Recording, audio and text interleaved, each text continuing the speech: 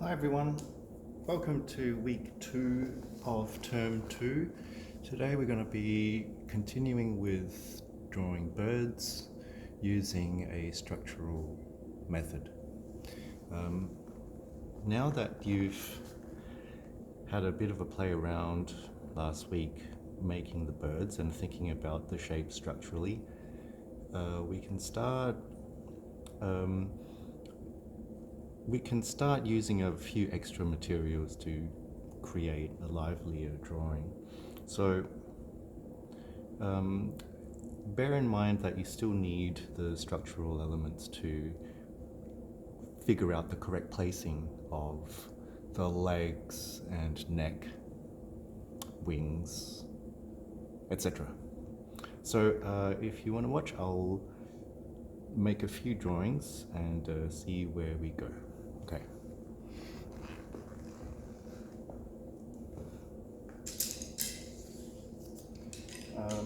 I've got here just some charcoal, some colour pencils, 8B pencil, eraser, probably enough for now. And just as a revision of what we did last week, I can do one quickly, but this time I'll use some other materials, and maybe I don't need to draw everything and things can be a little bit fresher and looser. And if you've already got the idea of the shape in your head, you can already start maybe just using the charcoal like so to create some textures that indicate feathers. So something like this already indicates some feathered parts to the body, and I might add a little bit of eraser marks in there as well, just to create some other effect. It's not very successful at this stage. I'll try that again later. Maybe some direct marks before you get some darks, like so. So bear in mind to vary the sizes of marks and the distances between the marks. Where are we going from here? Let's try and figure out where the head will be, and do a neck around here. I think I'll do another one of the bird facing this way, so the neck can come out this way, the head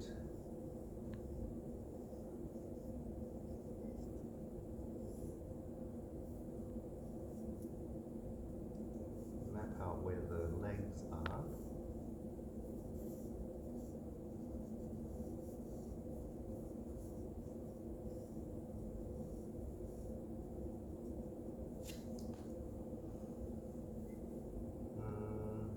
Let's make the beak around here. So that's the center line of the head. The beak is coming out this way, not in profile, so it will be coming outwards.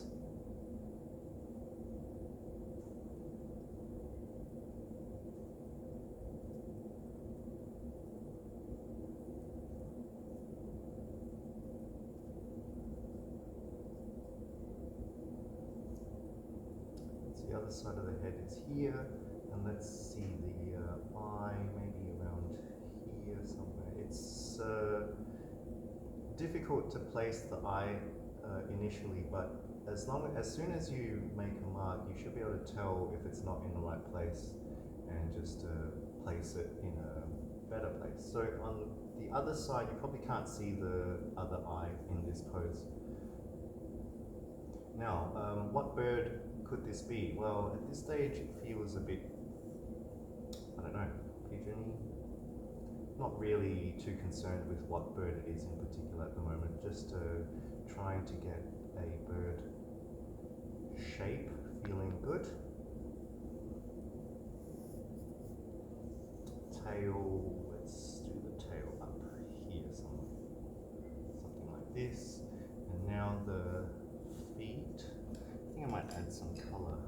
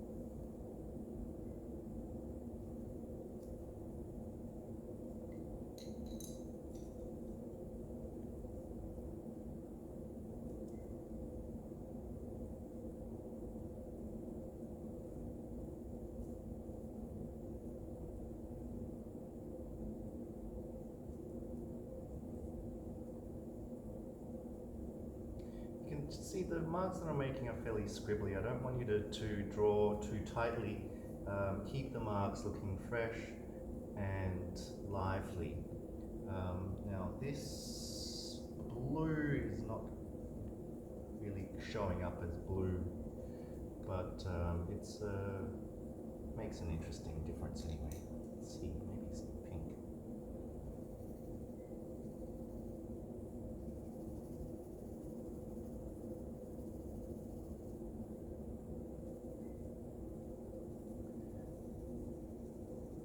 When you're selecting colors, I know we haven't really gone through any of the color theory stuff yet, but I did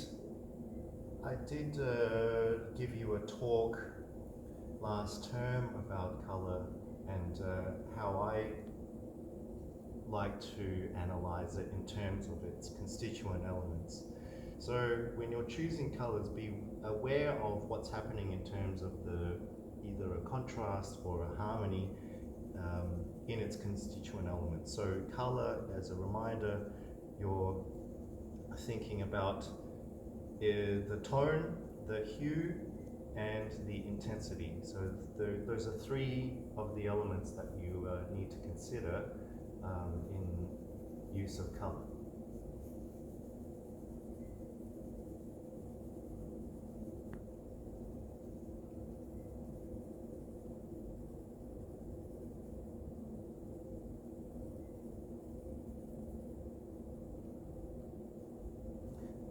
So I'm not using any reference for this drawing, and I'm just improvising, and you can see I'm just making some marks here and there to indicate a few textures within the body, using colors that are contrasting so that you can make some accents in the drawing where the eyes can gravitate towards. Let's see, maybe something here.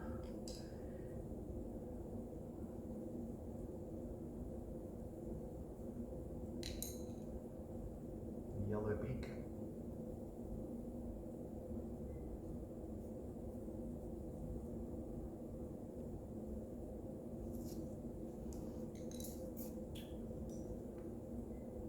Darker eyes, maybe some yellow in the eyes too.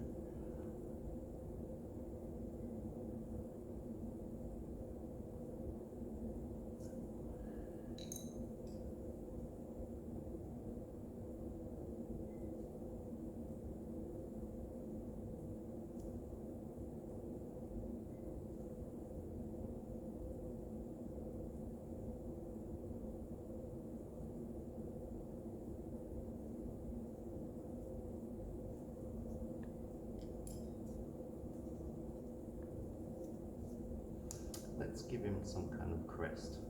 Now, what color?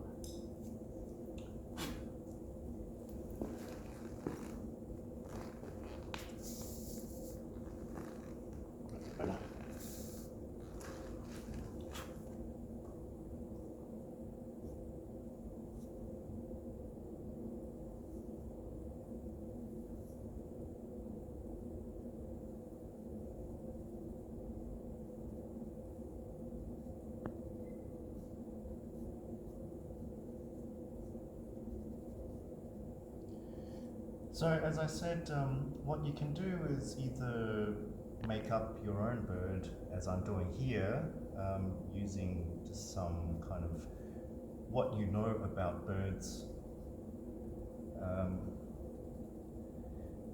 what you know about real birds, and you can improvise and make something up. However, if you would prefer to draw something real, then use some reference pictures to back up your shape choices and your color choices. I'm really just improvising here, and I'm not really quite happy with this shape of the crest. That seems to be a little bit better. It's stylized, but that's okay.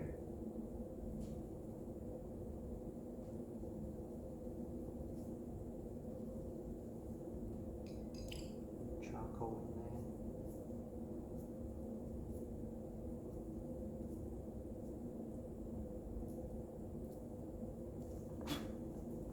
in there. That looks okay.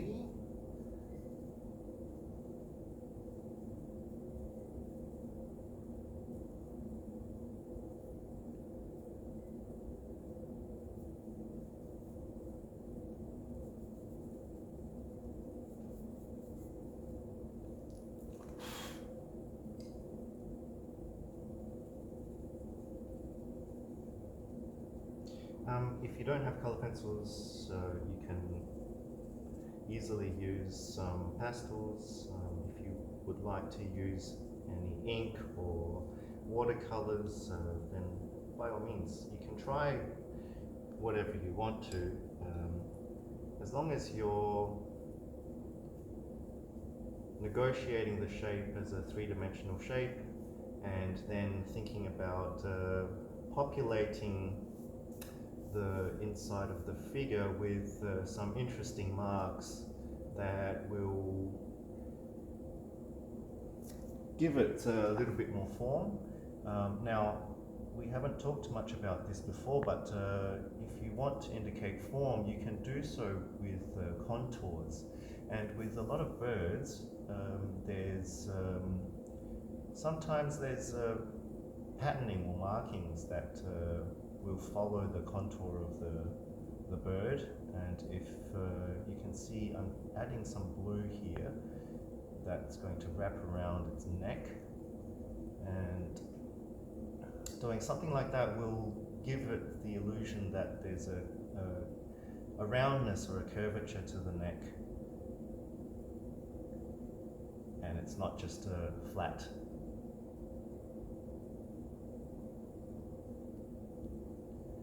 So you can see without much of a plan, it's just a matter of having some materials at hand and playing around, making some marks. Whenever you feel like changing the material, just stop what you're doing and change it and see how many different kinds of marks that you can make using the same material, so you're not repeating too much. What else can I do? Tail. Nothing, not all of it needs to be resolved in the same way, obviously. Some parts can be left less resolved than others. If you want to give special attention to the head of the bird, then you can put much more detail there. And you can see now with the tail, I'm just making some random marks to indicate something. It doesn't have to be too clear.